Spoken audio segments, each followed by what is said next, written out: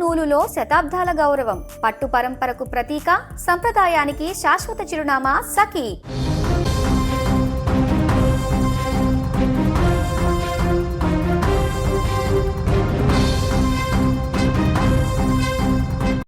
తెలుగు రాష్ట్రాలలో సంచలనం సృష్టించిన తల్లి బిడ్డల ఆత్మహత్య కేసు. విజయారెడ్డి కేసు కొలిక్కి వచ్చింది.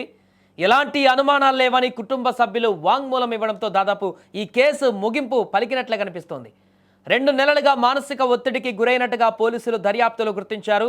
గత నెల 31న అర్ధరాత్రి దాటాక చెర్లపల్లి రైల్వే స్టేషన్ సమీపంలో రైల్వే ట్రాక్ పైన ఐటీ ఉద్యోగి విజయారెడ్డి, అదేవిధంగా వారిద్దరు పిల్లలు కుమారుడు విశాల్ రెడ్డి, కుమార్తె చేతనారెడ్డిలతో కలిసి బలవన్మరణానికి పాల్పడినటువంటి విషయం మనందరికీ తెలిసిందే.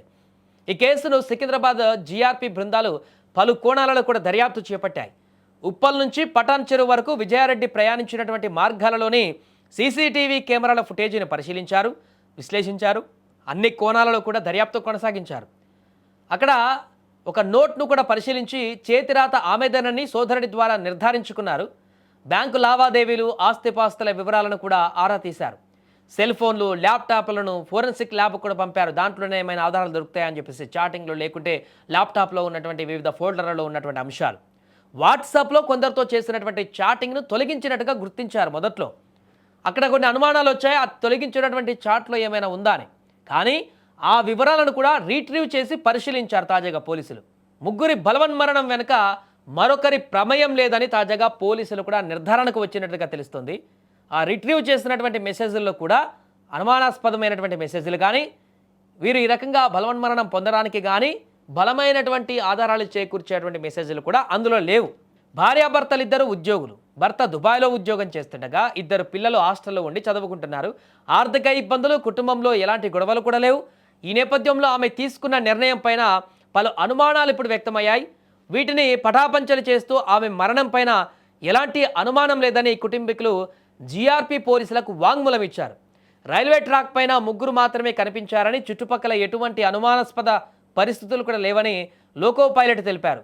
భర్త, పిల్లలు దూరంగా ఉండడంతో విజయారెడ్డి ఒంటరి అయ్యానని, తరచూ స్నేహితులతో పంచుకునేవారని, 2 నెలలుగా ఆ మానసిక ఒత్తిడి మరింత పెరిగి మానసిక వేదనకు గురైనట్టుగా పోలీసులు అంచనాకు వచ్చేశారు.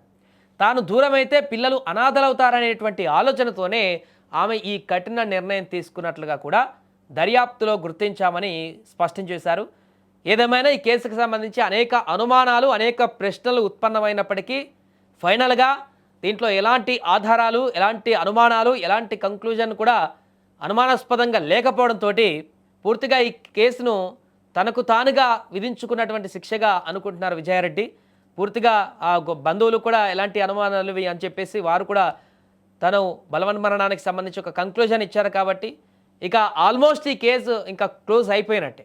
ఆమె మానసిక ఒత్తిడితోనే తను లేకపోతే ఆ పిల్లలు కూడా బ్రతకలేరు, అనాథలైపోతారని చెప్పేసి తనతో పాటుగా ఆ పిల్లల్ని తీసుకుపోయిందనేటువంటి ఒక విషయానికైతే ఇప్పుడు కుటుంబ సభ్యులతో పాటు ఆ పోలీసులు కూడా వచ్చినట్టుగా కనపడుతుంది. దీంతో ఈ కేసు ఇంకా క్లోజ్ అయ్యేటువంటి అవకాశం కనపడుతుంది. ఇంకా విజయారెడ్డి ఆ బలవన్మరణానికి సంబంధించినటువంటి అంశంలో ఎలాంటి అనుమానాలు, ఆధారాలు కూడా లేవు. పూర్తిగా తన మానసిక పరిస్థితి ఈ రకంగా ప్రతిఫలించిందనేటువంటి విషయం అయితే ఇక్కడ స్పష్టమవుతుంది.